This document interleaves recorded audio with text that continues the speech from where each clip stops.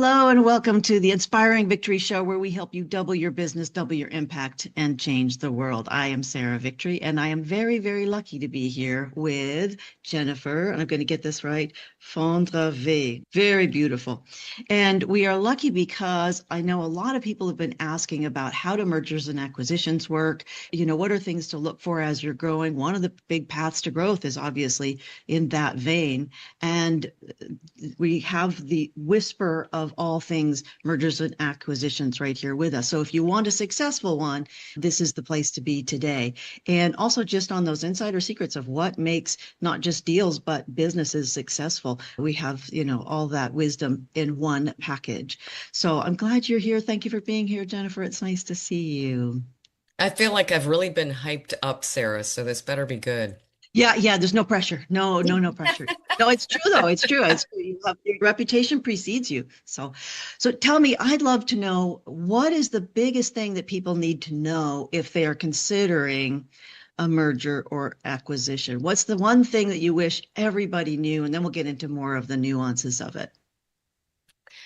Well, the one thing, and obviously my bias will come through, Sarah, and first, thank you for having me on. I would love to kick off our conversation with a thank you because not Mm. everyone appreciates in business the importance of talking about mergers and acquisitions openly so that business owners, whether you're a smaller size business or a larger one, how you think about a merger and acquisition is really critical to the growth of your business. So I always say, don't forget the people. But obviously, that's my bias. That's my focus because you can get consumed with the transaction. The amount of money, the value creation is absolutely critical, but it's not just the numbers. It's people who will drive that value creation and your ability to exit, with the number that you have in mind. So we'll get into a lot of the other advice, but for me, a key part of it is none of the numbers will make sense or frankly come to fruition if you haven't factored in what is this going to mean for the people in the company and how do I set them up for success? I think that's huge. Absolutely huge. One of my favorite clients is the reason I ended up in Europe and in Spain, as you know, right at this moment. And they really have acquired their way to success. I mean, they needed a lot of help on more of the, marketing and sales sides of things, which is why they have us. And it's been really interesting to see how they are so obsessed with making sure that the people side of things are addressed because I think, as you always say, it will fail if, people are going to make this work or not work. And people are a bit adverse to change and new people and new things. And if you don't set it up right, make it work right, and then keep on top of it, it is not going to be successful. And you're not going to be in that small percentage of companies like the gal Cecily that I have in England. So what are those things that are not necessarily innate that we need to do with our people in order to make sure that something is successful? One, it's even defining when you start thinking about a merger and acquisition for your company. And this is where the CEO whisper part comes into play because That's you. oftentimes Mhm. as a CEO, you're thinking about it, but you don't say anything to anyone. But the reality is, it becomes clear to the people who work with you and for you that something's up, right? So, meaning that people can tell that you're considering a merger and acquisition because of the lens you look through that lens now with every decision you make. And so one of the things that CEOs have said to me is, man, people realize that I was considering this long before I even talked about it. And I said, well, that's because you start acting differently. You start making decisions differently. So first and foremost, Sarah, I just say, don't assume that people won't know and won't pick up on it because there's often this, oh my gosh, I can't tell anyone.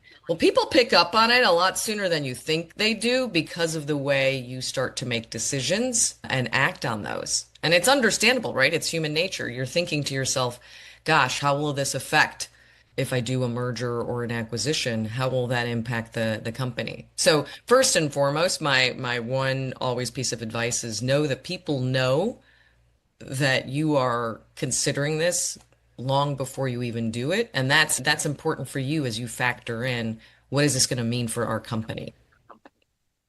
And I think if you don't tell people what you are planning, even if it's just this is one of the options I'm looking into, they will sometimes, I find, think it's something much more nefarious or difficult or more of a challenge than you're thinking. They'll think, oh, we're all going to get laid off next week. Like, no, we're thinking about bringing in. Absolutely. Yeah, they sense something, but leaving people in that something is, yeah, it's like being in a marriage and expecting people to mind read, what it is that you have going on. Well, And I think a clearly, lot of the problems of the world could be solved by better communication in general, and especially when you're talking about something that is as big and comprehensive as this.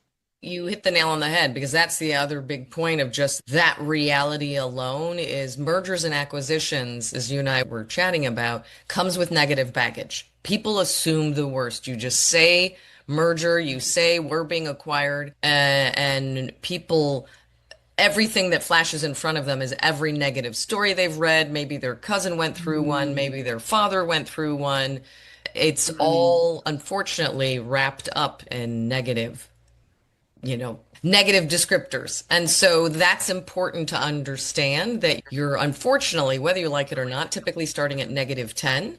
And to your point, the sooner you can bring in an advisor team, not just a buddy or a friend or a partner who's gone through one, but an advisor team that can help you think through what's really the best next move for our company. And when I say advisor team, because here's where I get up on my soapbox, that typically includes your wealth manager, investment banker, your lawyer, accountant, and I'll always say the fifth person on that team has to be your human capital advisor. Mhm. Really, the importance of that is going back to the first point I made about the people side of the business. Because oftentimes you've got, depending on the size of your company, you might have a human resources person or you might not, right? You might have someone who's general manager for the office, but they're doing compensation and benefits, but they can't be necessarily your guide on a merger and acquisition because they haven't gone through one. And so having a Yeah, human forget capital that area. advisor on Yeah. your team Hmm. prepares you for what we talked about at the beginning, the people side, right? The emotional reaction, the behaviors you might see, what drives those, and how to set your leadership up for success, which is why I do what I do. It's the most important thing. It is a big change for people. So expecting a big change to not be a big deal is really unrealistic. It's like, telling your kids, you're going to move the day before you move. I mean, it's a lot of upheaval for people, no matter which choice it is that you make. And preparing anybody well in advance for what it's going to be like, I think it's good leadership. So your first book, tell us all about the last book that you just wrote, and then I know you're writing another one. So tell me about what made you write your most recent book. Well, and frankly, Sarah, I blame the book for why I do what I do now. I will do my Okay, tell me shameless about that. plug to Please show. do. Yeah. So the book I went through, I'm a recovering chief marketing officer, went through three multi-billion-dollar merger and acquisition deals. And the first one's probably the most well known. I was the head of B2B marketing worldwide at a company called Navtech, which was navigation technologies, digital maps. So maps on your phone, ubiquitous now. In the early 2000s, That was late new then. 90s, that was not the case. Mm-hmm. So I Yeah, had that's a big deal. I had the good fortune of being part of the team to go to market with digital maps. And we were acquired by Nokia in 2008 for almost 9 billion. So that's my Ooh. origin story. I won't bore you with the details of that, but if you followed Nokia at all, the phones, there's very few Nokia phones out on the market still today. And it was an eye-opening experience because I think there was huge opportunity for Navtech to really contribute to Nokia and its success. Granted, there were a lot of variables happening at that time. If you remember back in 2007, Apple had just come out with a phone. So, market Of dynamics course. play a big role, but the lesson for me was the missed opportunity that could have been. And I identified things from a culture and change management standpoint that could have, I think, helped that acquisition be more successful. And by my third M&A deal, I thought, dear God, there's got to be a better way to do M&A, to execute a merger or an acquisition where you retain the value of the people. They understand the mission and the vision and the direction and the role that they play in making that happen. And to me, it all came down to lack of leadership preparedness. That both the high level leaders, your executive, your C-suite, as well as your frontline leaders weren't prepared for the emotional roller coaster and the changes in behavior that you can see amongst people when they're experiencing what I call ambiguous loss, right? The loss of the future that won't be. So I wrote a book called Now What? A Survivor's Guide for Thriving Through Mergers and Acquisitions. So in the book, I wanted to make it both conversational and practical. So I talk about the stages of transition, the stages of grief. I adopted Elizabeth Kubler-Ross's framework for mergers and acquisitions to help people identify what they're feeling and why, because you do go from denial to acceptance.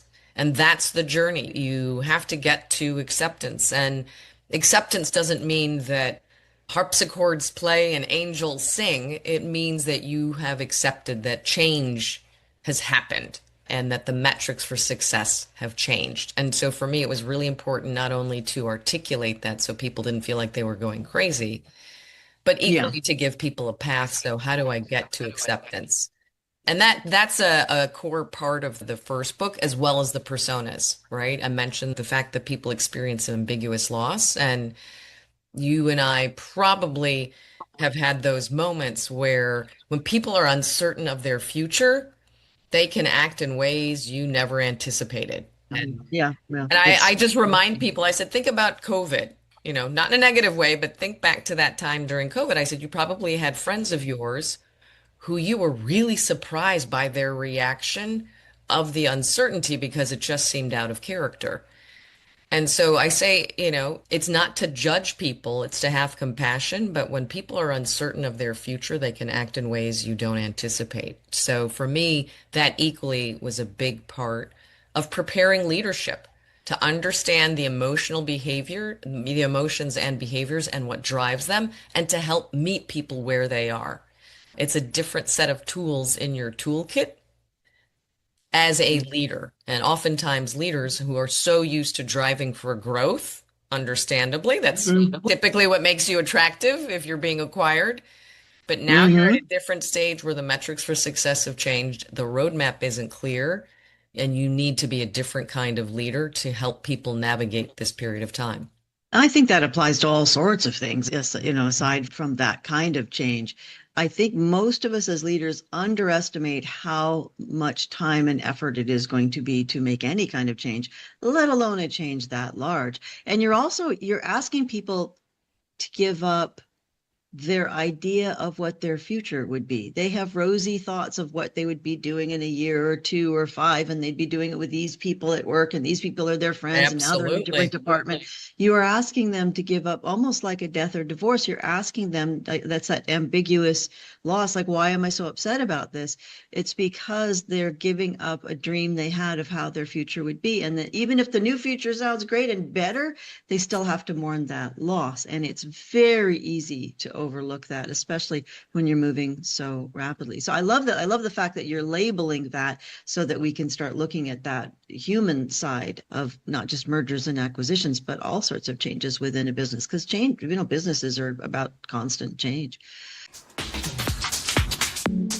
Thank you so much for joining us here on the Inspiring Victory Show. I am Sarah Victory, and I am so glad you are a part of our tribe. It means so much to me and to the whole team who brings you this amazing content. If you are enjoying this, do us a big favor. Like, subscribe, watch it all the way through to the end. Tell somebody about it. They'll thank you later, I promise. And help us out with growing the channel, because it's free, but it's not free. We really need your participation in order to be able to get this kind of content out to people that desperately need it, especially now. Thank you again, and double your business, double your impact, and change the world. Now back to the show. So tell me about the new book. What's this next one? What's going to go on with this one? Do tell. Well, so one of the things, and I think, Sarah, that's why we connected so quickly, right? Because oftentimes people have said to me, well, people are unpredictable, right? Like, why would you worry about that? It's just, this is the new strategy. They've got to execute, and that's what it takes for this company to be successful moving forward. So I've been surprised that oftentimes, because so much time is spent focused on the transaction, there's this belief like Mm-hmm. people will just figure it out. And yes, but I go back to the point that I made about leadership preparedness, right? It's like sending people out into the wilderness with a half a backpack that doesn't really have the tools that you need. And so Mm-hmm. one of the aspects of that is demonstrating to people that these decisions or lack of decision making early on and lack of alignment up front have an impact over time that will undermine the success of the deal. And so my area of focus is that post close integration period, right? Because that's where the people piece comes into play, right? People need to execute against the strategy. And what my co-author, Clint Kendrick, who has been the head of M&A at Walmart and Boeing and Oracle, so has really been in the trenches as well.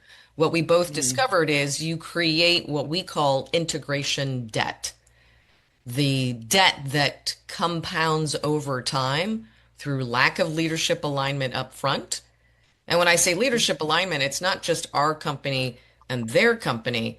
I've even worked with companies where the leadership of one company isn't aligned on why did we do the deal? What's the value creation that we're expecting to create and why? And so that lack of alignment up front can have massively negative consequences, Oh, a wow. year out, right? When we're essentially you're forecasting, you're going to hit at a certain number, value creation expectations are aligned with that. But if you don't have alignment up front and you have either poor decision making, no decision making, or you don't course correct when you recognize a bad decision has been made, that might seem little at the time, and I'll get into how we frame it, but over time it compounds, and that's why you have that 70 to 90% failure rate that continues to be a statistic out there, Wow, I certainly for the didn't know that last was that 10 high. years.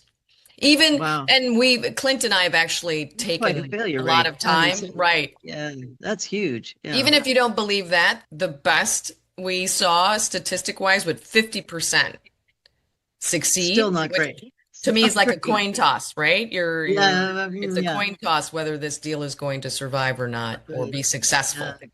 Yeah, and And it's so, not just, and I think I mean, we've all seen companies that have completely died. And your example of a very, very large one, but we've seen small, medium, and large companies that, simply haven't survived because they didn't do this well. May I back up and ask you, yeah. what can we do to prepare, like you said, make sure that you're in alignment? What does that look like? Get yourself prepared, get your team prepared, because the last thing we want is to, get the whole thing done and then everything collapses. What could people do beforehand? Because I did hear you say how that important that was. What can they do in order to ensure some success, or at least have a better chance of success than 50-50 or 70-30 or whatever it is on the other end? Right. Well, and we talked about it a little bit, right? The first aspect obviously is if you're going to have a team of advisors, one, you have to have a team of advisors, and two, you need to have a human capital advisor. Because our metric for what you need to do is align. That's the Okay. the acronym that we use. And it's really, for me, the first part of that, the A, is anchor the rationale of the deal. And that's where you talk about the leadership alignment. Clint and I have probably done at least almost 1,000, maybe 500 focus groups, people in focus groups to weigh in on both the what are the issues and the struggles and the pain points, but then also on the success metrics, right? How do you help set it up for success? And first and foremost, what came back consistently was lack of leadership alignment is what undermines the success of the deal. So anchoring the deal rationale and being aligned around it. and Okay. understanding what does your company stand for and what does the value of this deal bring to us that we couldn't do on our own. And so there's, Okay. really key components to that. I'd love to actually hear your perspective because I suspect with the work that you do, the understanding of that is significant to really appreciate before you take step one is anchoring the rationale of the deal and making sure you're aligned around it. Yeah, I mean, it's almost like when I see these, and I don't see nearly as many as you do. However, I do see these deals where they don't seem to be taking into consideration that you have to do some of those fundamentals all over again. Right. What is the mission here? Where are opportunities? What are the things we have to worry about? Where could this go wrong?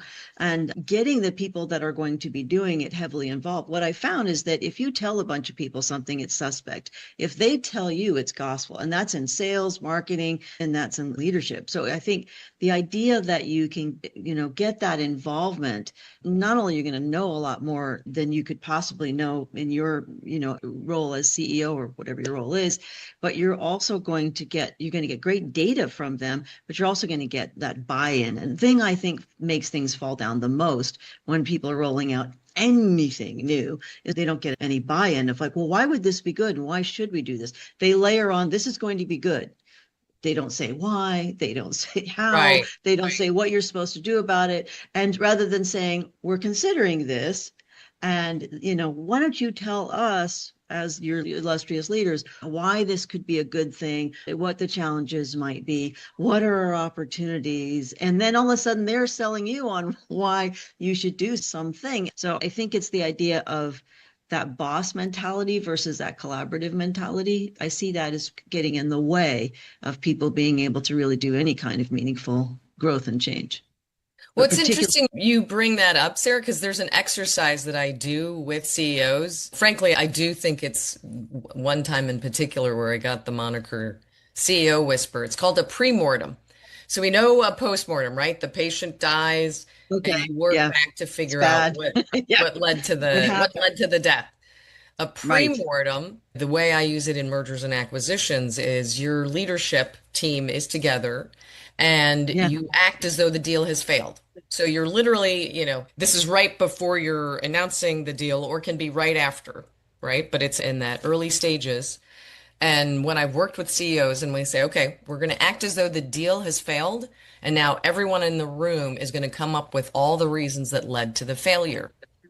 And the benefit of this exercise is one, it allows people to not have ego, right? No one's being attacked because it hasn't failed. Now the focus is on how do I use my smarts to come up with all the reasons this deal might have failed, right? It could have been a competitive move. It could have been governance, could have been government legislation, could be something happening globally, right? You go through the roster of all the possible things that would have led to the failure.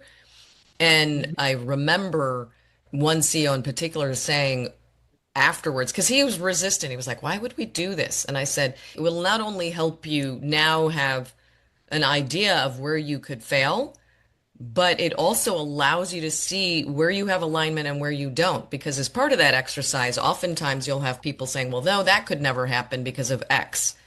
And someone else will say, well, that's not true because of Y. It's all theoretical and moving into the future. I think that's absolutely brilliant. And since, according to neurolinguistic programming, we have 10,000 negative thoughts in a day versus 1,000 positive, just how humans are wired for survival so that some saber-toothed tiger doesn't come kill us or whatever. But what you're allowing that to be is all those thoughts, and a lot of them are irrational too. Yeah, it's like, oh, Mhm. and the building could fall down. Really? That's a thing, but they don't have to be rational to be real within somebody's spirit. And I think the soul of a company is also the soul of all those people put together. And it's really quite brilliant because it does multiple things. Like you said, it's purely theoretical, so nobody's at fault. It hasn't happened yet. And it implies that we're going to look at all these things so that it doesn't happen, which is quite fabulous. And it allows people to vent invent all the craziest things they can think of. Absolutely. Think about a competitor that just came out with something really similar. Yeah, we could have thought of that, but that wouldn't happen without that particular exercise. I think that's brilliant. And again, I hate to keep saying this, but even if you're not going through it, you're doing any mergers or acquisitions or anything right now, that is applicable to any change initiative or any initiative that you would have. That is just brilliant. I Thank love you. that. Yeah, So and it's an smart. exercise that I've done with both Fortune 500 as Yeah. well as your smaller middle market. It's an exercise It would that apply anywhere, applies wouldn't it? Across regardless the of board. industry you're in or size of business. And CEOs have repeatedly said to me, that's as close as I'll ever get to having a crystal ball. Because again, there's no ego. It hasn't happened. And so you have Yeah. visibility into, Yeah. okay, these are the things we can either solution for. And exactly as you said, there have been Hmm. times where people say, oh my gosh, well, that's an opportunity for us that I hadn't thought about. Right. So even in the solutioning of a potential challenge to the deal, they've come up with ways that it would actually enhance and make the deal even stronger through that discussion. There's something more that they're seeing in there. I think that's absolutely fabulous. Just fabulous.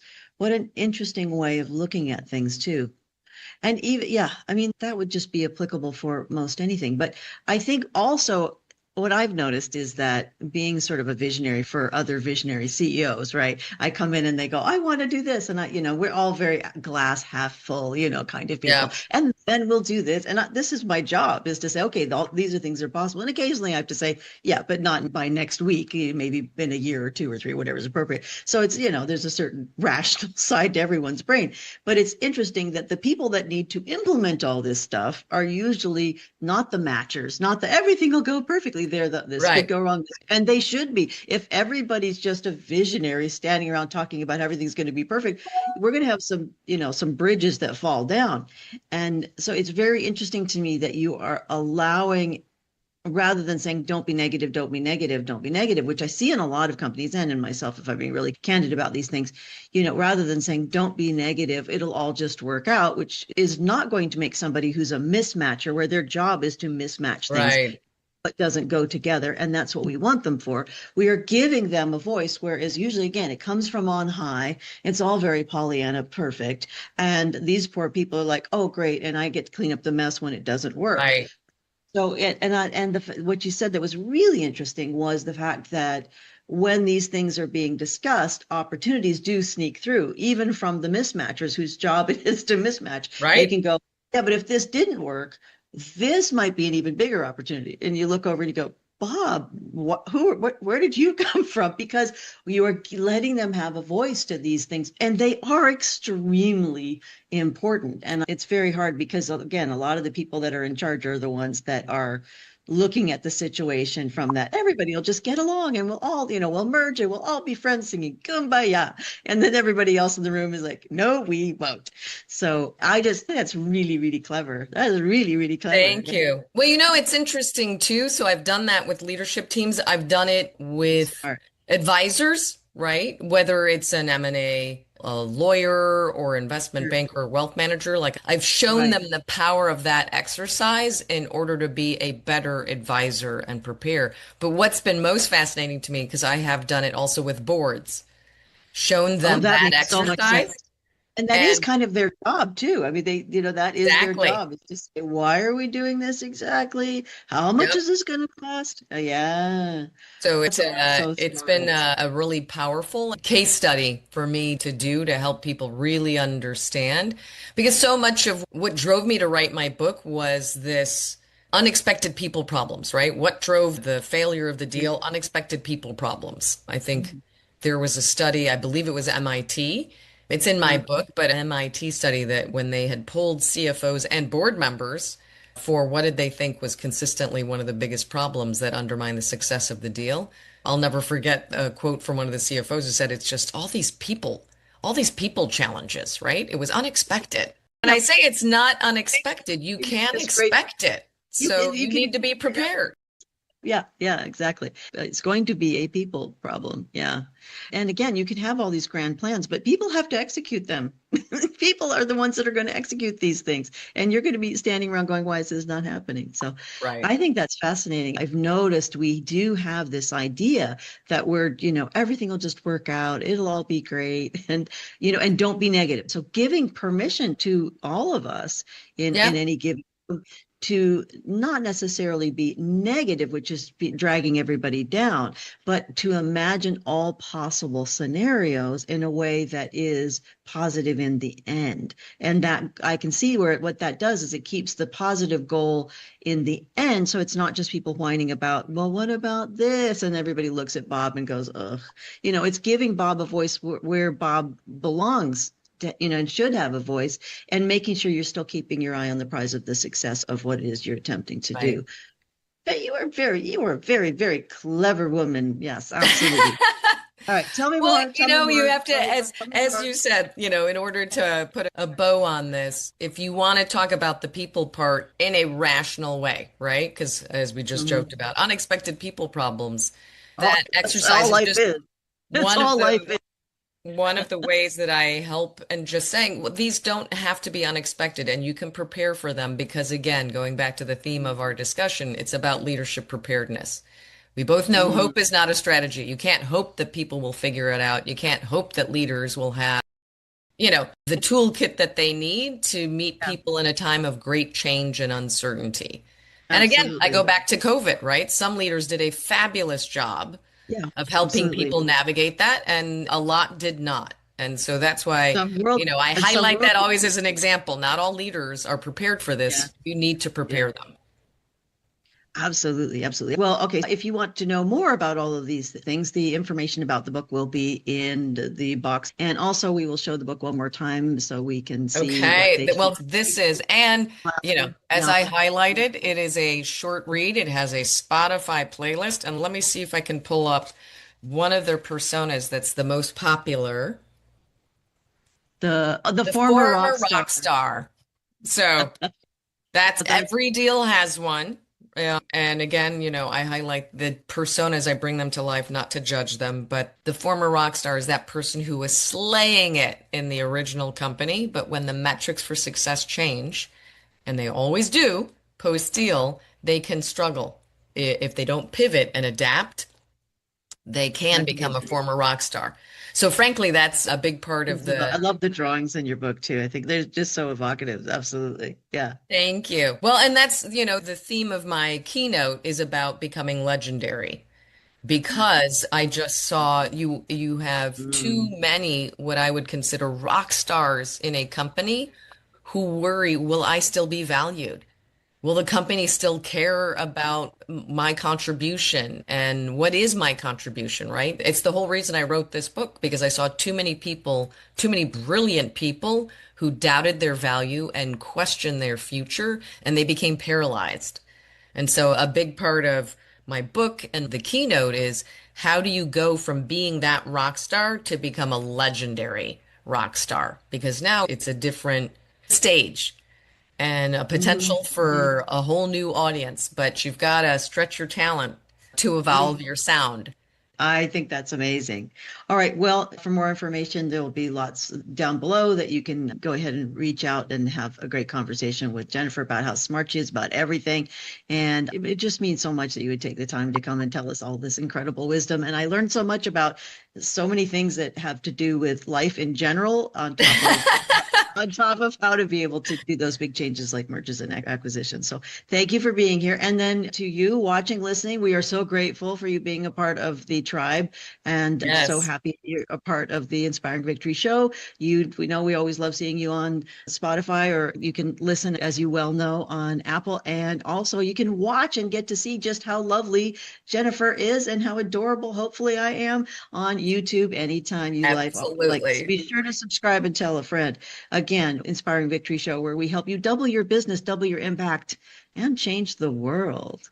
All right. Thank you so much for being with us, Jennifer. It's just lovely to see you. And every time you open your mouth, I learn something new. So I'm grateful for that. Thank Thank you. you. Thank you. Again, thanks for having me.